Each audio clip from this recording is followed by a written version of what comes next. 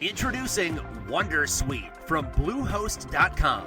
Website creation is hard, but now with Bluehost, you can answer a few simple questions about your business and get a unique WordPress website or store right away. From there, you can customize your design, colors, and content, and Bluehost automatically helps you get found in search engines like Google and Bing. From step-by-step guidance to suggested plugins, Bluehost makes WordPress wonderful for everyone. Go to bluehost.com/wondersuite. Introducing Wondersuite from Bluehost.com.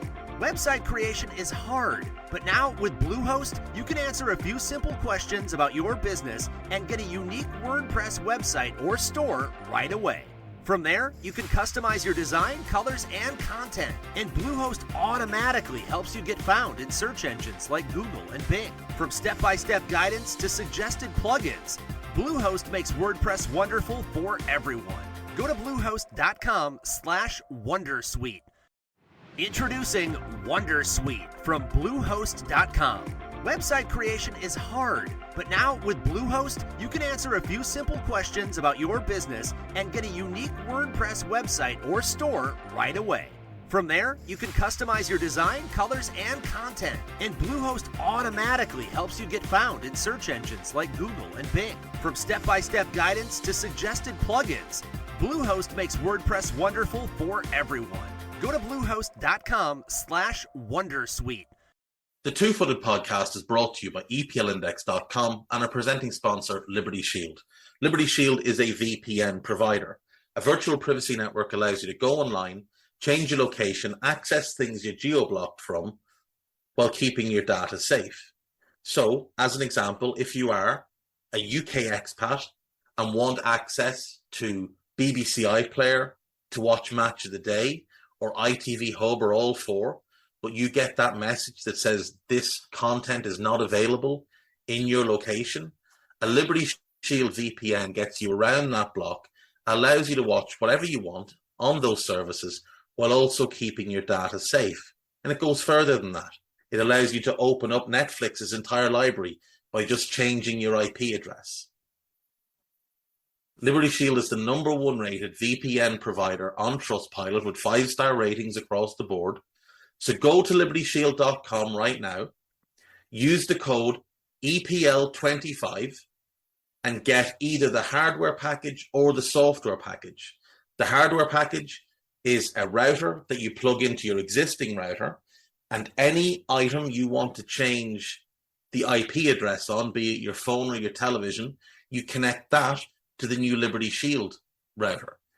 All other items can remain connected to your existing router. There's also a software package which is instantly downloadable to your device and you can get using straight away. Again, libertyshield.com, EPL25 for 25% off at checkout. We're also brought to you by Home of Hopcroft, a giftware and homeware company located in Scotland but shipping worldwide. Check out homeofhopcroft.co.uk and do check out the EPL Index and Anfield Index shops, which you'll find on Etsy. Use the codes EPL10 or RED10 for 10% off at checkout. And lastly, do remember to check out A Tad Predictable, hosted by Tadiwa. That podcast is on this feed before every Premier League match week. And then the EPL Roundtable, hosted by Kevin DeVries, on its own EPL Roundtable feed. So just search EPL Roundtable in your podcast device. And that's out after every match week. Now, on with the show.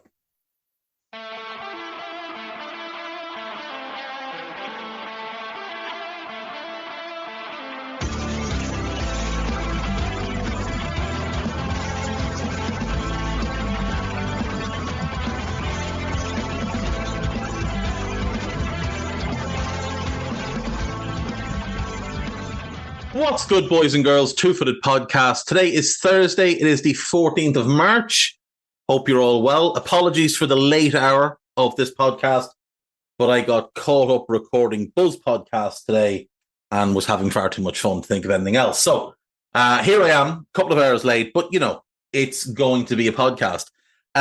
We had 3 games of football last night that are worth talking about. We'll start in the Premier League where we had one of the best games of the season. Let's be fair. So on what was a very emotional night, this game obviously was being replayed after it had to be abandoned when Tom Lockyer had his heart attack. Bournemouth, ever the classy club that they are, and I mean that in full honesty, they're an incredibly classy club in the way they go about themselves and how they handle their business. They put Tom Lockyer on the front of the programme, had him come onto the pitch before the game, donated the proceeds of the programme to charity, and then we got underway. And Bournemouth started well, but it was Luton that went one up on 9 minutes through Tahith Chong with a really good back post header after Clark had made a really incisive run into the right-hand channel, clipped the ball across, and Chong's header is excellent. On 31 minutes, Luton are 2-0 up. Alfie Doughty, who's been an assist machine all season, gets in on the left, lays the ball across the face of goal, and Chidozie Ogbene taps home from close range on the stretch. And then just before half-time, Ross Barkley gets played in by Issa Kabore, comes in at the angle, and absolutely leathers the ball into the top corner. Neto, you could have put 5 of them in the goal, and he wasn't getting near it. Now, on Google, where they do like the live tracking of the game, when Barkley scores, the entry is, "Oh my days, stick a fork in this one because it is done." The problem is, nobody told Bournemouth. So on 50 minutes, there's a ball played in to Dominic Solanke. He takes a good first touch, seals the defender, turns brilliantly into the space behind the defender, and a lovely little dinked finish over Kaminski to make it 3-1 to Luton. Then it becomes end to end. Bournemouth have a chance, Luton have a chance, Bournemouth have a chance, Luton have a chance. And on 62 minutes, it's 3-2. Ball into the box. Unal has the first header. It gets cleared on the line, bounces up in the air, or lifts up in the air. Zabarni does really well and nods it back towards goal with a bit of loop on it, and it just drops over the line. Doughty thought he'd cleared it, but he wasn't in time. 3-2. Within 2 minutes, it's 3-3. And this is a really good goal. Christie plays a great crossfield ball to Semenyo, takes the touch, cuts inside, low left-footed drive right into the bottom corner, keeper with no chance. 3-3. And you know, you were thinking at that point, that's a fair result because Luton were great in the first half. Bournemouth have been great in the second half. A draw here is fair. Both of the teams kept trying to win it. Luton would not give up, kept going for goal, kept trying to find a winner. But on 83 minutes, Antoine Semenyo puts Bournemouth ahead. Unal plays him in. And you've heard of goalkeepers being called smoke hands. This was smoke body because all Semenyo does is he hits it as hard as he can.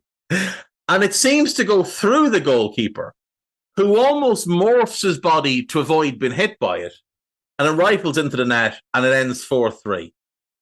An absolutely brilliant game of football that I would highly advise everybody to go and watch. A great win for Bournemouth. Luton will be devastated, obviously. But Bournemouth, that's 3 points they were banking on because they are a better team than Luton. That puts them on 35, level on points with Fulham, 4 behind Chelsea, 5 behind Newcastle, who sit 10th. But more importantly than any of that, it puts them 6 points ahead of Crystal Palace and 14 points ahead of Luton. Bournemouth will be in the Premier League next season, without question. And with 10 games to go, they could push for in and around 50 points. Now, last year, they stayed up with 39, and Gary O'Neill was lauded. Remember that they had that dreadful run at the end of last season. But I don't think that's going to happen to them this season. I think this is a much better team under Andoni. Last year they lost, was it 21 games? Yeah, they lost 21 games. This year, even if they lost every game remaining, they'd only lose 21, and that's not going to happen. So this is a better team than last year's team. They're going to finish with a considerably higher points total, I think, than they did last year. I mean, they need 4 to match it. I can see them getting between 10 and 15. I think this is a decent team with some good players. It's well coached. Luton, it's tough. They played really well, as they have a bunch of times this season, but unfortunately there just isn't quite enough talent there. But Ross Barkley, I want to highlight for a minute, because long-time listeners of this show will remember that when Ross Barkley signed for Villa, I was really happy about it in the 2021 season, the first year I was doing this show. And he started the season really, really well. And then he got injured, and then things just didn't happen for him anymore. He went back to Chelsea. He barely played in the 21-22 season. He went on loan to Nice last season, and to his credit, had a decent year for Nice. But I believe this is the best Premier League season he's had. And he's 30. He turned 30 just before Christmas. And I think with the way he's playing, he actually warrants an England call-up. I think he's been that good. He's every week, he's single-handedly giving them a foothold in midfield. And the partnership with him and Nakamba was working well. And obviously Nakamba got injured. But he has continued to play at a really high level week after week. And last night, again, he was great. But the one thing I know is he is running out of steam in games because he's having to do so much work. And he's obviously had a lot of injuries in his career. But Ross Barkley is one of the lost English talents, in my view.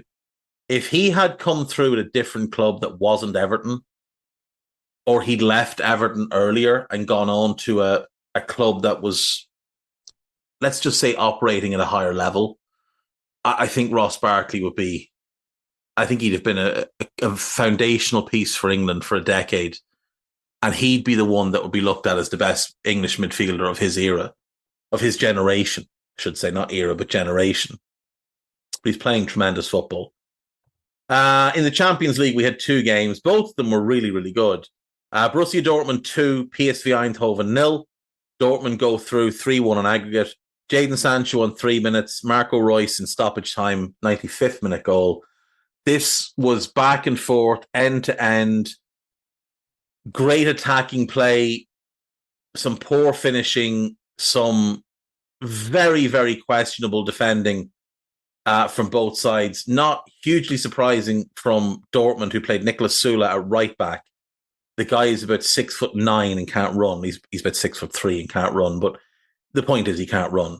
But it was a really good game, a really well-balanced game, and Dortmund come out winners and Dortmund advance. In the other game, Atletico Madrid 2, Inter Milan 1, 2-2 on aggregate, no goals in extra time, on to penalties. Now, this game could have gone either way. A combination of poor finishing and great goalkeeping is the only thing that kept the scoreline down. The first half was fantastic. Second half, not so much. Nerves really kicked in the second half. Federico Di Marco put Inter 1 up on 33 minutes. That put them 2-0 up on the tie. It looked like it was going to seal their spot in the quarterfinals. Lovely ball from Bastoni into the channel. Great run from Barella coming from the right side of midfield into that left-sided channel. Plays a great reverse pass to Federico Di Marco, who's come in off the left wing, and he finishes really well past Oblak. And you thought, oh, that's probably it. But within 2 minutes, Atleti have pulled him back. Antoine Griezmann, it's very, very poor from Benjamin Pavard. And he actually deflects the ball away from Bastoni, and it hits Bastoni's hand and could easily have been a penalty. But it drops to Griezmann and he finishes, and it's 1-1.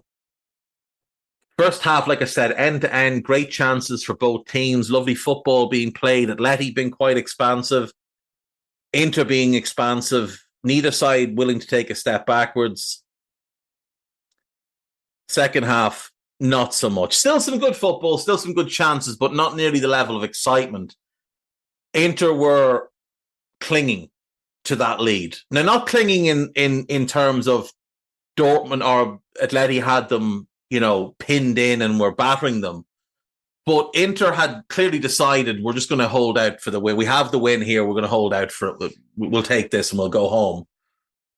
But Atletico Madrid kept going. And on 87 minutes, Koke plays a ball into Memphis Depay, who's drifted from the left-hand side of the box into a central area. De Vrij hasn't reacted quick enough. Memphis gets a yard, one touch, and he finishes it into the bottom corner. And then, when you thought, okay, extra time is about to happen, great work from Griezmann, opens things up, finds Riquelme with a gorgeous little pass across the face of the box. He walks onto it, just the keeper to beat, and he tries to put it in the top corner, and he puts it over the bar.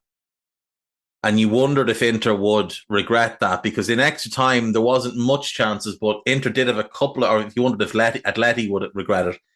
In extra time, Inter had a couple of really good counter-attacking opportunities that they didn't take advantage of. The most notable thing of the extra time, though, was absolutely Marcus Thuram doing a Vinnie Jones to Paul Gascoigne on Stefan Savic. And if you don't know what that means, just Google Vinnie Jones, Paul Gascoigne, and one image will pop up and one image only. And that's what he did to Stefan Savic. There were no further goals and the game went to penalties. Upstep Çalhanoğlu. It might be the best penalty I've ever seen. Genuinely, it's unbelievably good. Memphis Depay steps up. He takes a great penalty. Alexis McAllister steps up. He does not take a great penalty. And it's saved by Jan Oblak. Saul steps up. He does not take a good penalty. It's saved by Jan Sommer. Davy Klaassen actually does take a decent penalty, but it's saved by Jan Oblak. Riquelme scores. Xabi scores. Angel Correa scores. So now all the pressure's on Lautaro Martinez. He needs to score to keep Inter in it. And even if he does, if Atleti score their last penalty, they will win anyway. But he decides, for whatever reason, to go for power. And he skies it. And he misses by a mile. And it's unfortunate because he's such a great player. He's having an incredible season. And I think he's become hugely underrated, to be totally honest.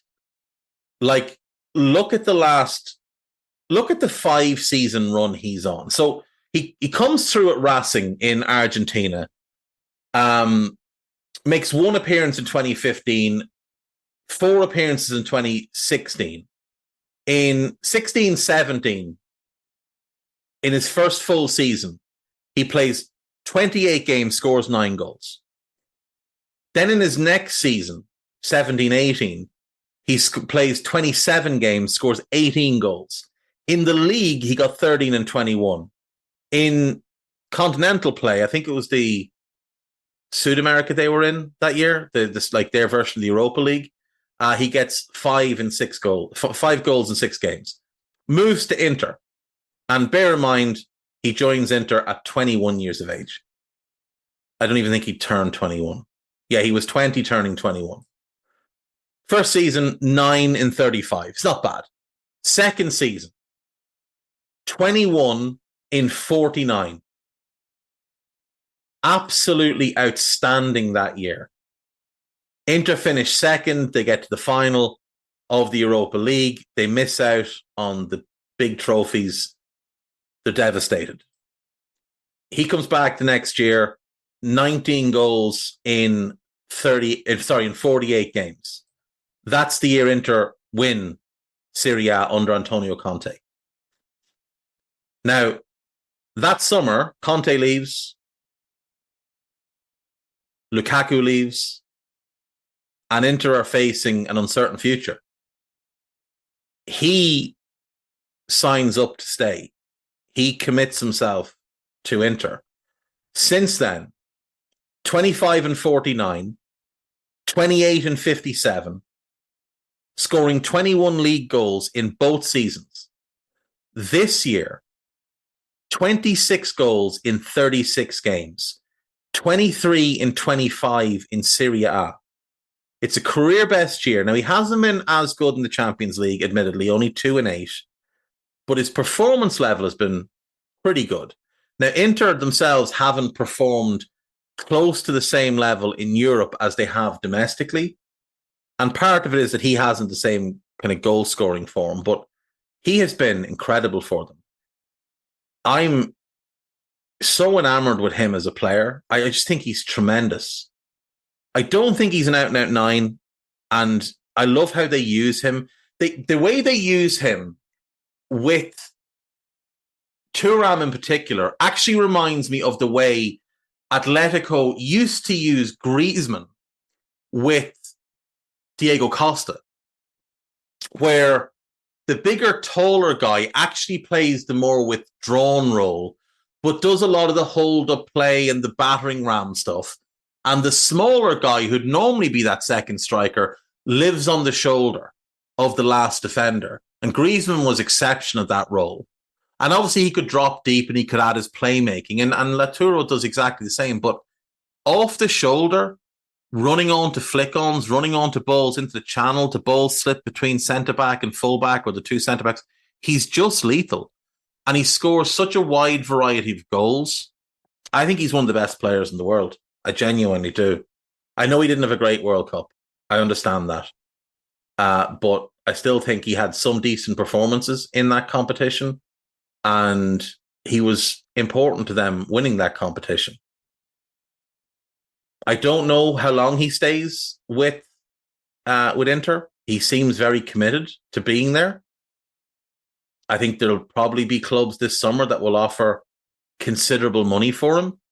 The other thing that really stands in his stead is how many games he plays.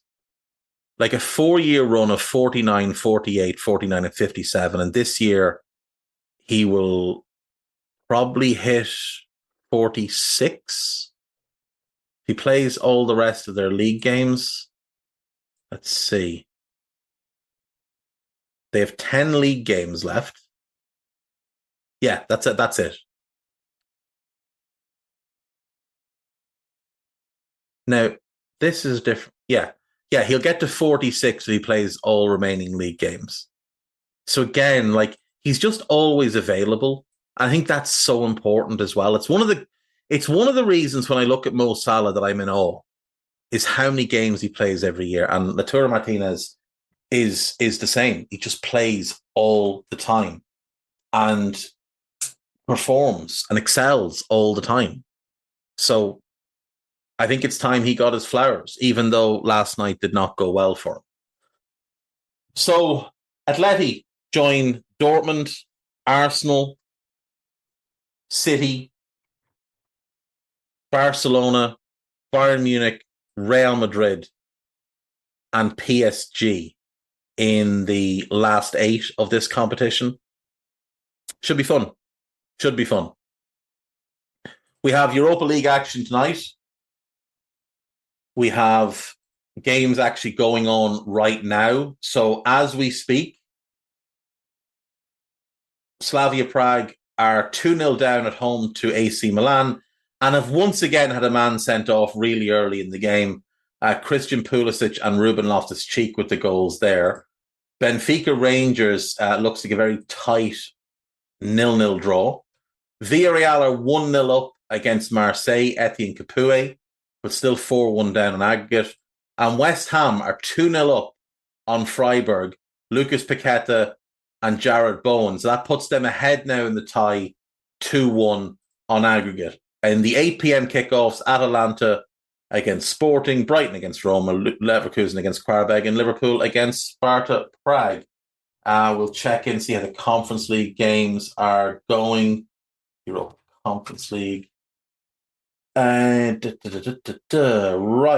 So Fenerbahce, Union St. Gilloise is 0-0. Fiorentina Maccabi Haifa is 0-0. Victoria Prison against Servette is 0-0. But PAOK have overcome their 2-goal deficit from the first leg and have a 2-0 lead here.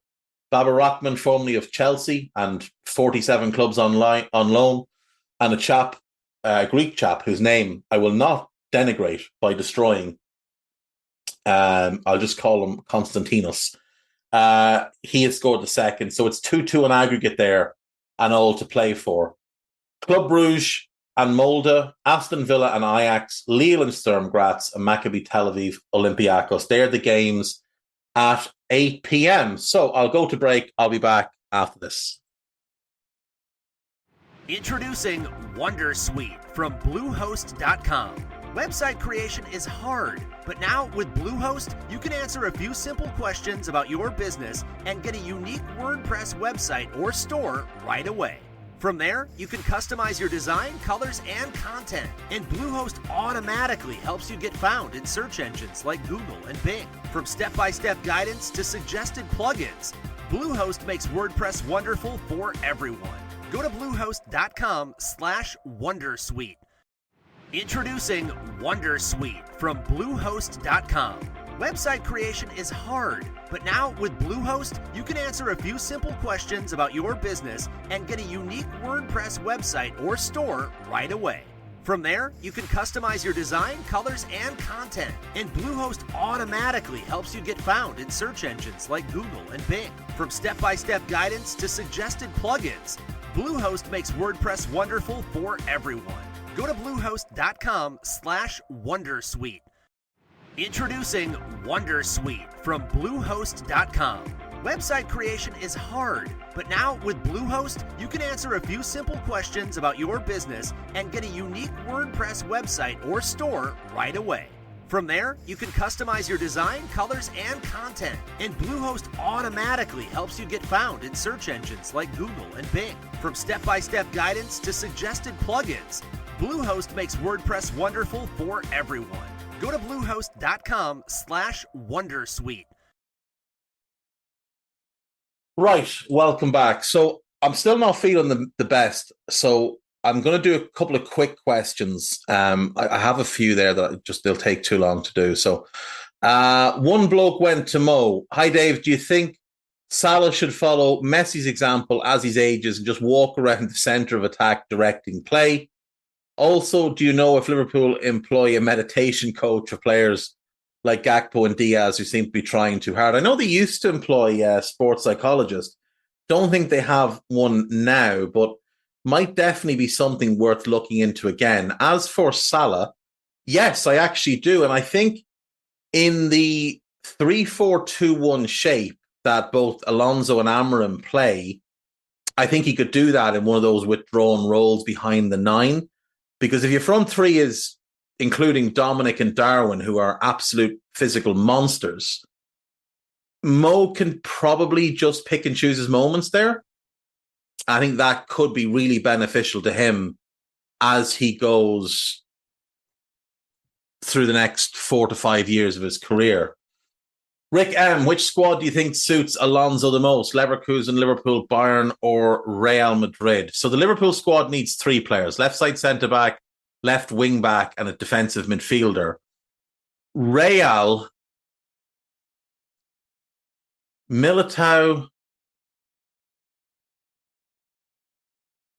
and Alaba either side of a centre-back. So one centre-back. Valverde could play right wing back. I would. It looks like Alphonso Davies is going there, so that would be the left wing back taken care of. Camavinga and Tchouaméni, and then Bellingham and Vinicius behind Mbappe. That's terrifying. If they land, say, Lenny Yoro as that centre back, like you're only really looking for the long-term successor to Alaba, and that team is just scary. You've got a great goalkeeper. Militao, Lenny Yoro, and while Yoro is developing, you've got Rudiger, who I'm not a big fan of, but, whatever. A left-footed centre-back is all they'd really need long-term, assuming they do land Alphonso Davies, which it does look very likely. So that one is really close to complete. Lenny Yoro it looks like it will get done as well. It looks like they're going to get him. That's a hell of a summer. Mbappe, Davies, and Lenny Yoro. Best player in the world, the best left back in the world, and one of the best young, if not the best young centre backs in the world. Yeah, wow. Wow.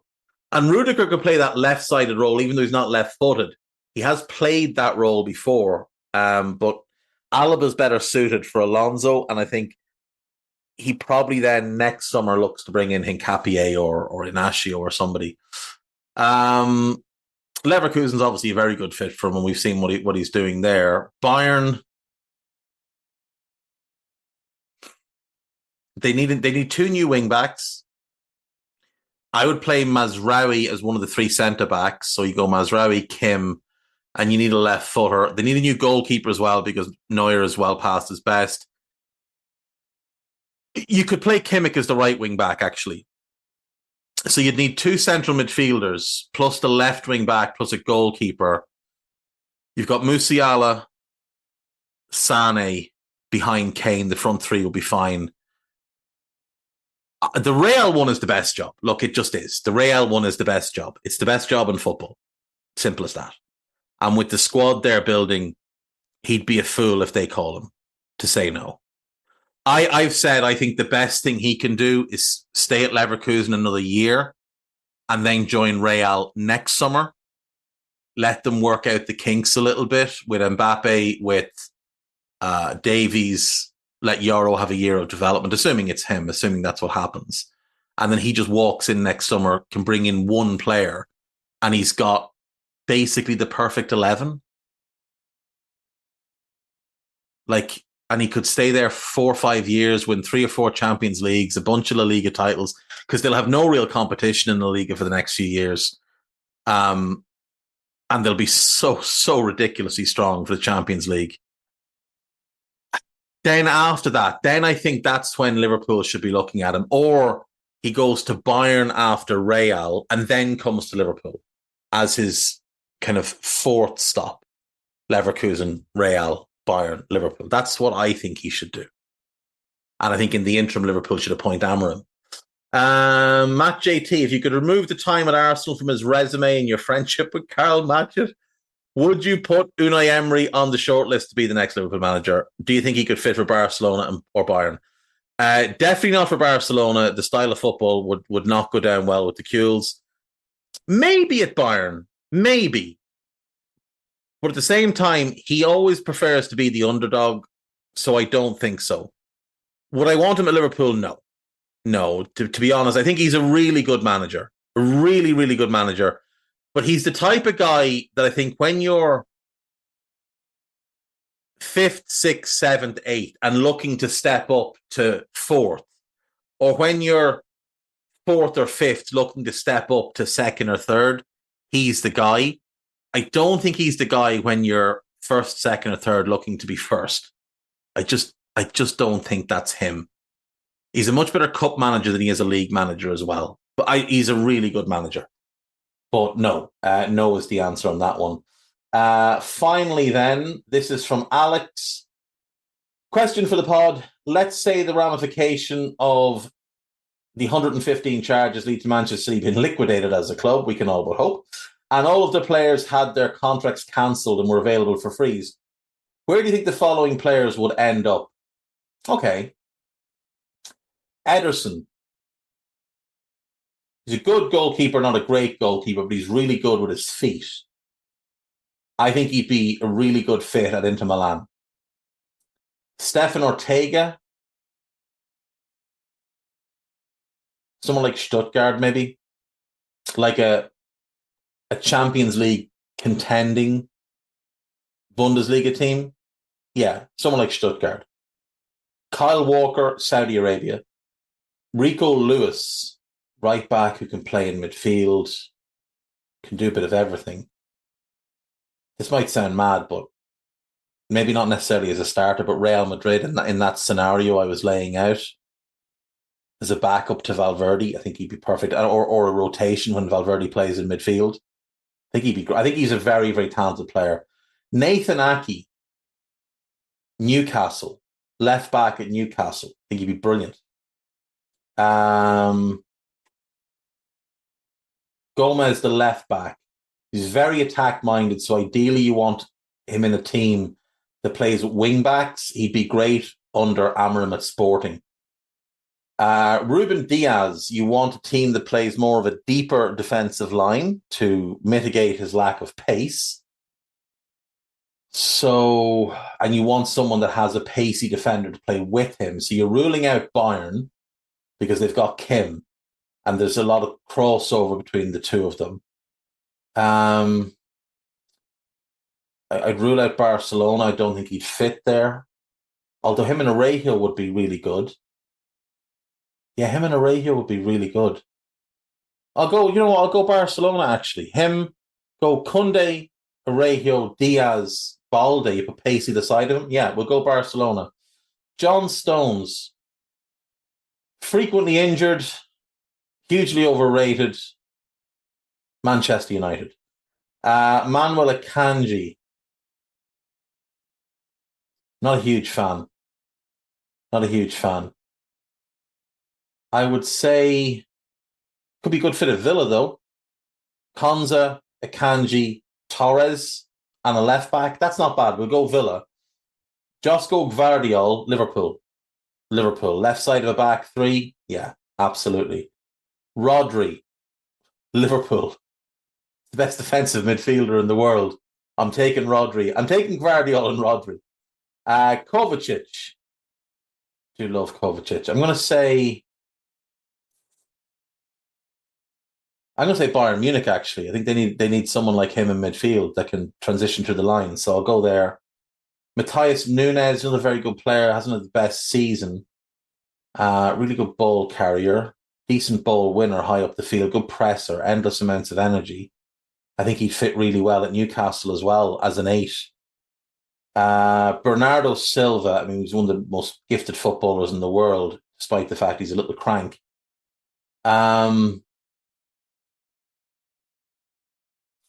Let's see. I mean, Barcelona's the obvious answer, but they've got Xavi, they've got Pedri. I don't think they need him. But he'd be so much fun to watch as well. If he just wasn't a little twat, he'd be just unbelievable. PSG.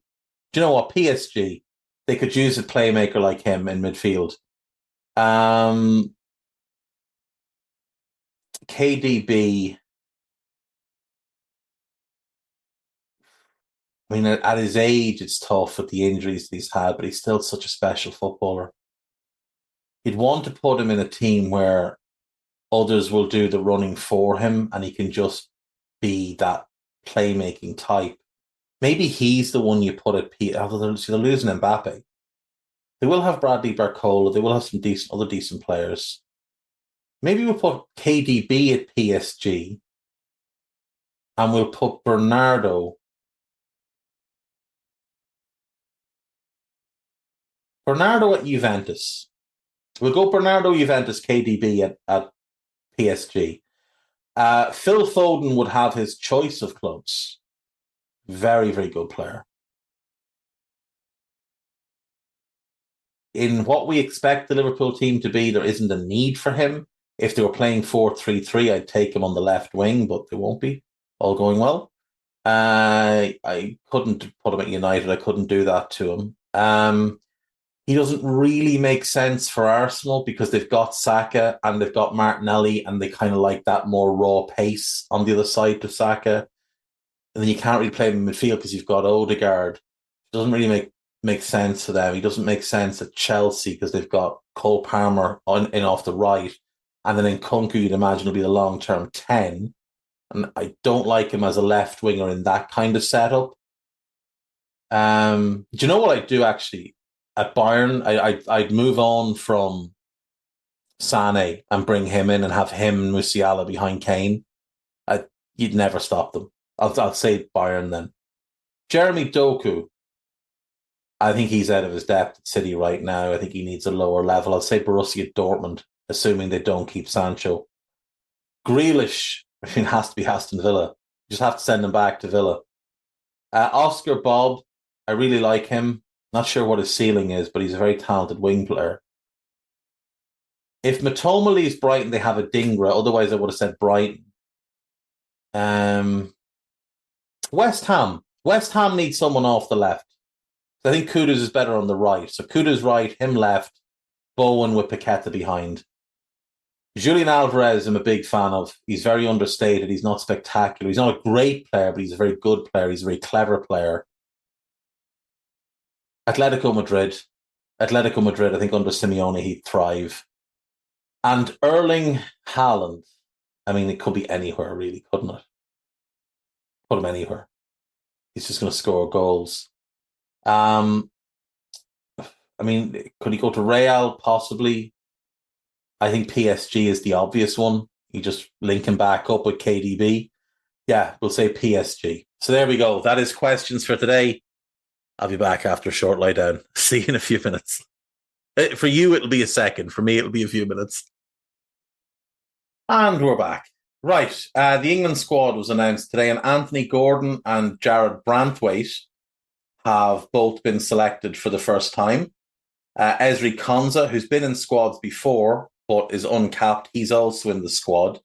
And Ivan Toney returns to the England squad. So, Sam Johnston, Jordan Pickford, and Aaron Ramsdale as the goalkeeper. I just don't understand Ramsdale. He doesn't play.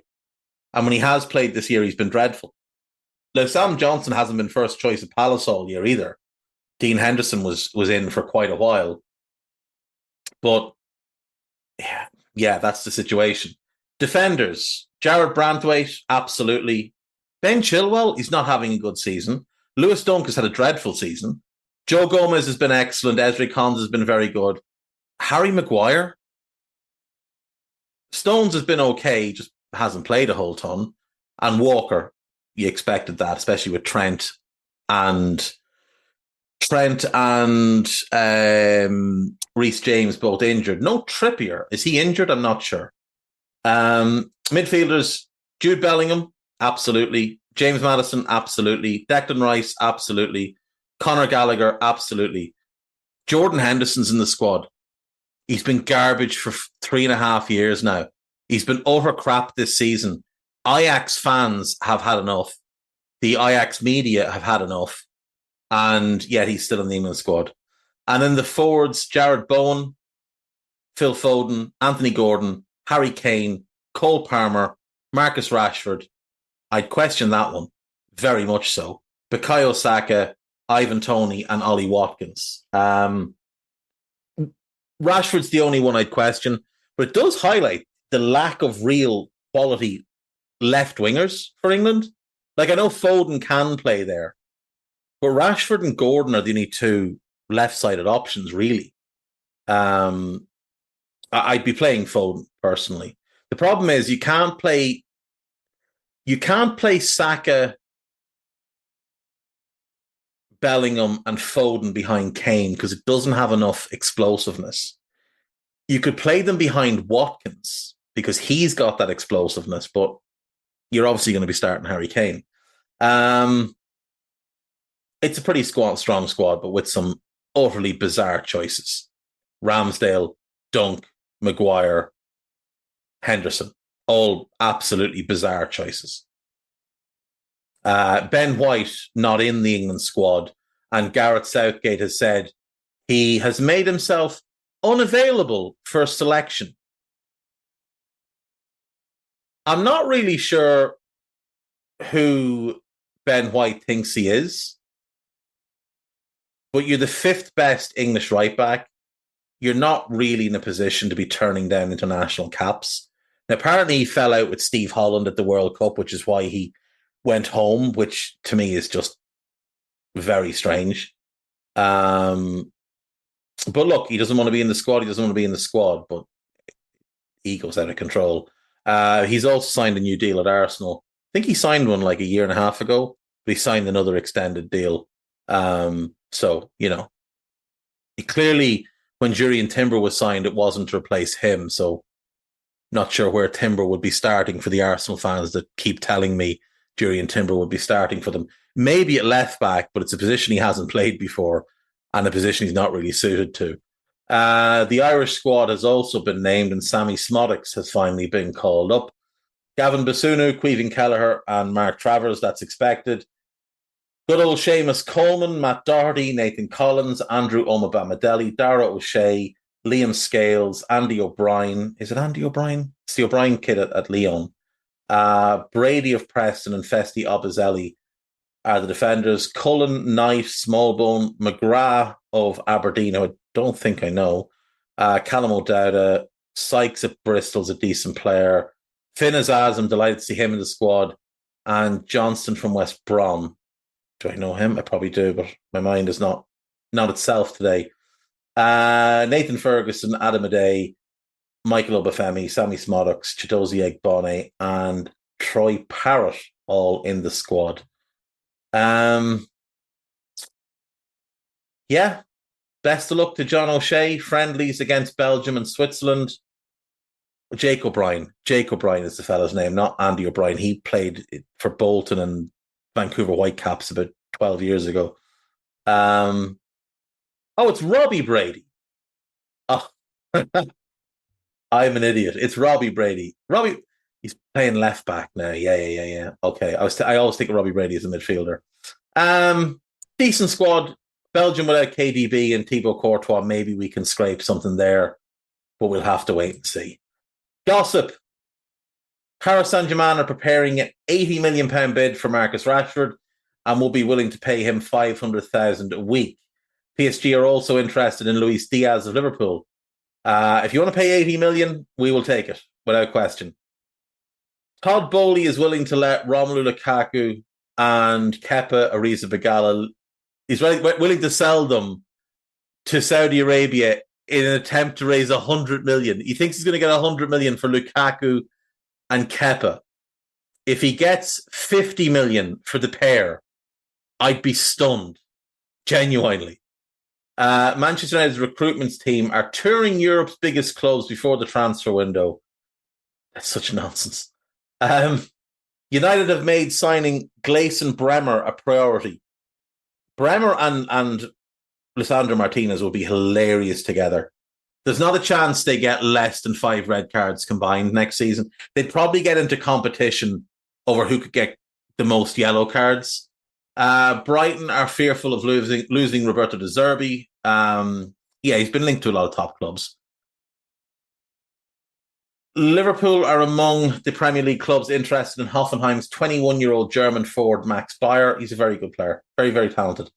Paris Saint-Germain may offer Xavi Simons, who is on loan at RB Leipzig, to Manchester City as part of a swap deal for Bernardo Silva. I'd have a hard time believing that, to be totally honest. But you never know. PSG do strange things. Beppe Marotta expects Arturo Martinez to extend his contract at Inter Milan. Arsenal want Columbus Crew and USA goalkeeper Patrick Schulte to replace Aaron Ramsdale should Ramsdale leave in the summer. They signed one goalkeeper from MLS under the current watch. That was Matt Turner. He turned out to not be very good. If I was them, I'd probably pull back. I don't know enough about Schultz. Maybe he's really good. Arsenal are working on a wage package for Martin Zubimendi before a summer transfer. This is another exclusive by Steve K, so it's bullshit. Chelsea are set to secure a healthy sell-on if Bayern Munich sell Jamal Musiala this summer. He's been linked with moves to Liverpool and Man City. It's odd that talk of a sell-on clause didn't come out, when he left Chelsea.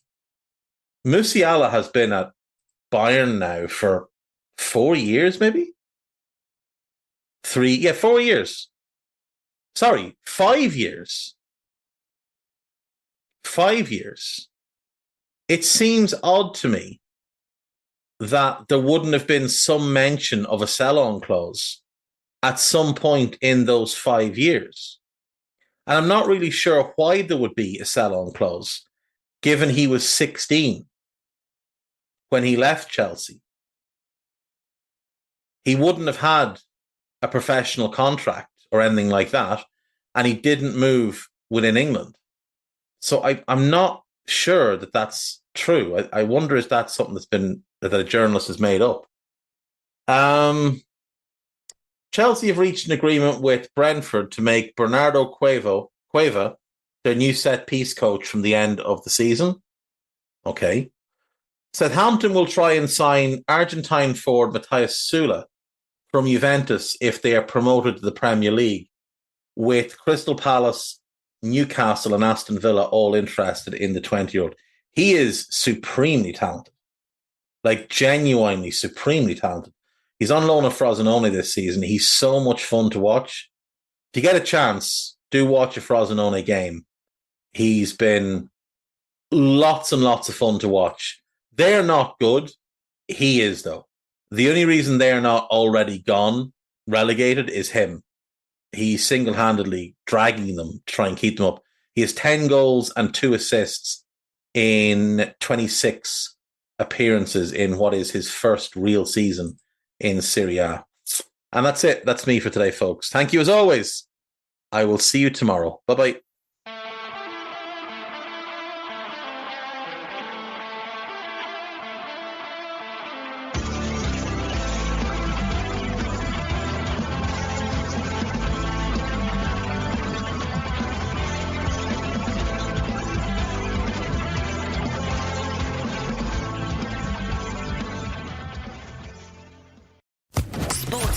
Podcast Network. Hey there. Did you know Kroger always gives you savings and rewards on top of our lower than low prices? And when you download the Kroger app, you'll enjoy over $500 in savings every week with digital coupons. And don't forget fuel points to help you save up to $1 per gallon at the pump. Want to save even more? With a Boost membership, you'll get double fuel points and free delivery. So shop and save big at Kroger today. Kroger, fresh for everyone. Savings may vary by state. Restrictions apply. See site for details. Introducing Wondersuite from Bluehost.com. Website creation is hard, but now with Bluehost, you can answer a few simple questions about your business and get a unique WordPress website or store right away. From there, you can customize your design, colors, and content. And Bluehost automatically helps you get found in search engines like Google and Bing. From step-by-step guidance to suggested plugins, Bluehost makes WordPress wonderful for everyone. Go to bluehost.com/wondersuite.